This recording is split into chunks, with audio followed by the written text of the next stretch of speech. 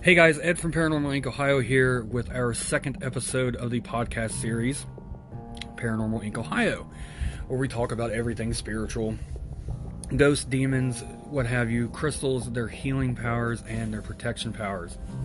So today's episode is about attachments. Now, do you believe that spirits can attach themselves to normal everyday objects? I believe that they can.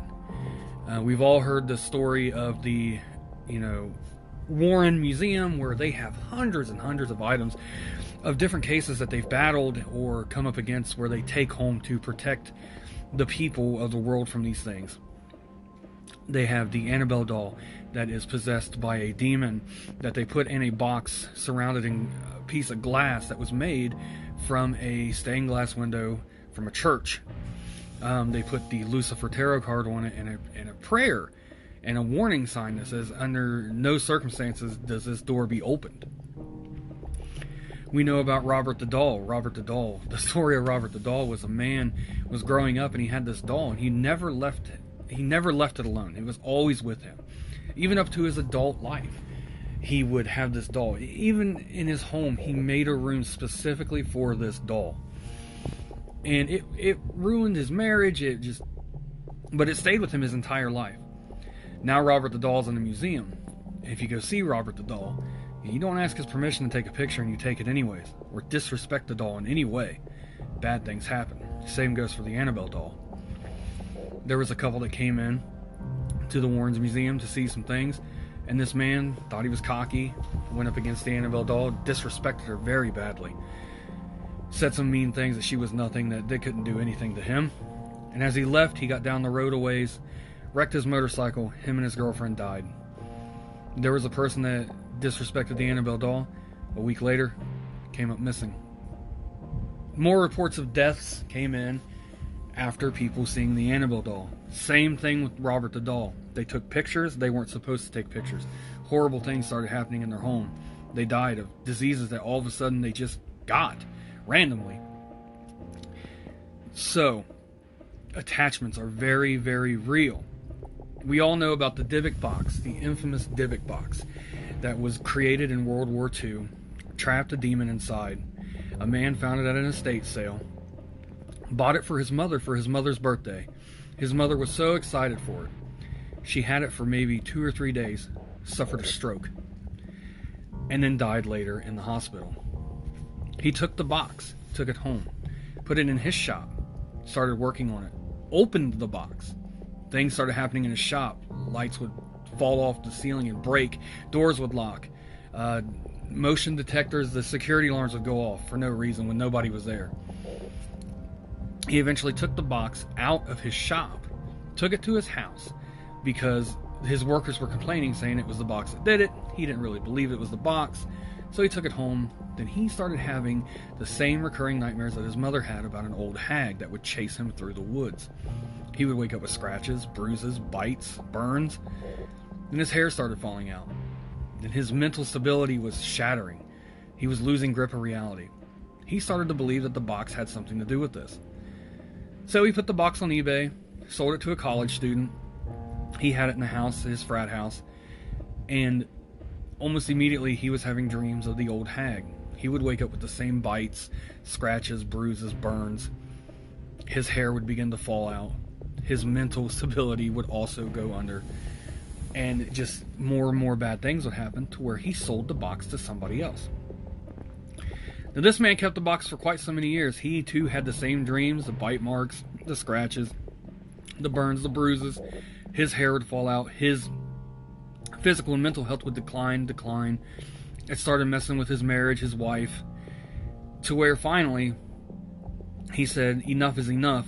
He took the box, took it to a rental property, broke up the cement in the basement and buried it, re-cemented the floor, and kept it locked away for years. Now here's the thing about the box. Each and every time it was sold, in the description, or they was told to the person buying it, everything that was happening to him. So it's not like they just got rid of this box to get it off their hands to put it in somebody else's. They knew what they was getting into. Well, this man would not sell this box for years. He had many people come to him offering hundreds of thousands of dollars for this box. He never would. Zach Bagans now owns this box from Ghost Adventures. It is in his museum in Nevada, which now everything is going downhill in his museum ever since he's got this box. But he also has a lot of many other things that have horrible attachments. But here's my thing. This man would not sell this box for anything. I want to know how much money Zak Bagans came up with to get this out of this guy's possession. So, and again, Zak Bagans' museum is much like the Warrens' museum. He has many things that have attachments. Evil. Good. There is good attachments. Like, say your mother had a necklace that she wore your entire life. She passed away, you got the necklace. And now when you wear it, you feel her essence, you feel her presence, you feel her there, everything feels good. Those are good attachments. And then there's things that have bad attachments, like the Dybbuk box, where bad and horrible things can happen to you. I believe in attachments. I own quite a few things that have spiritual attachments, but I take the precautions to keep them confined within themselves.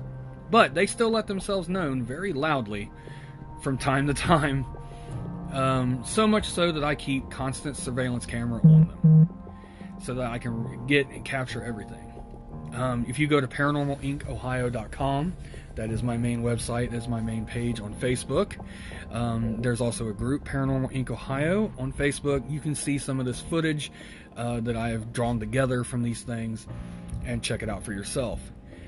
I believe wholeheartedly in spiritual attachments. I believe that it is almost like a residue of that thing just stains. It's almost like how we get tattoos. It's kind of like that. Tattoos are permanently inked on us, so therefore these things are permanently etched inside these things. It could be anything. It could be a guitar, dolls, something crazy. I know the Warrens own a wedding dress that, if anybody wears it, they just immediately want to kill.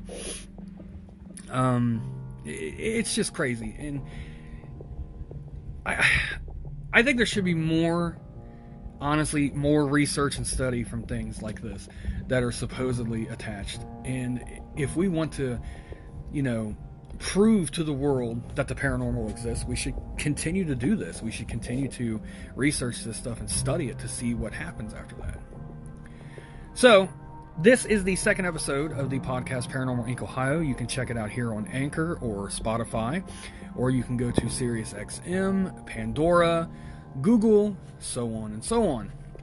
You can also check out ParanormalIncOhio.com to check out my Facebook page for the paranormal.